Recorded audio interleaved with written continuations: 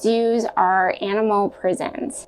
And when we take children to zoos, we are taking children to visit animals in prison. Of course, children are going to be happy to see the zoo animals because children love animals. To them, animals are these magical and mysterious creatures. They're one of the ways that they learn about the world around them. That's why so many games and toys and books and movies are centered around animals, because children love animals. But zoos are not good places to take children to learn about animals because they're in captivity. They've been taken out of their natural habitat. And how animals interact with their natural environment is as important to what it means to be that animal as how they look. It's actually more important, and it's certainly more important to them. These zoos are very low vibe places. A lot of the animals are very depressed. They're very frustrated and bored. They've been kept in confinement their entire lives. They're not in their natural habitat, so they can't do a lot of the things that are natural and fulfilling to them. And a lot of them are exhibiting what's called stereotypic behaviors, which are repetitive behaviors, such as pacing back and forth.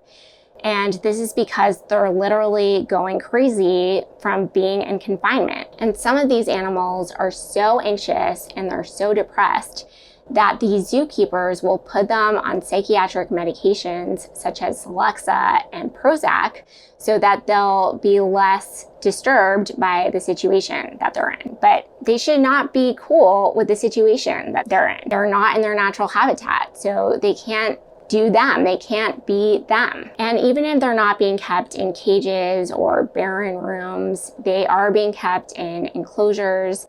And even these more naturalistic settings, they're really shallow and honestly kind of pathetic imitations of what nature is and where these animals actually belong, which are extraordinarily beautiful places. And there's really no replacement for those. And I think it would be so much more educational and inspiring if we could show children nature documentaries and we can see the animals up close with these great zoom lenses, thriving in their natural environment, celebrating their lives.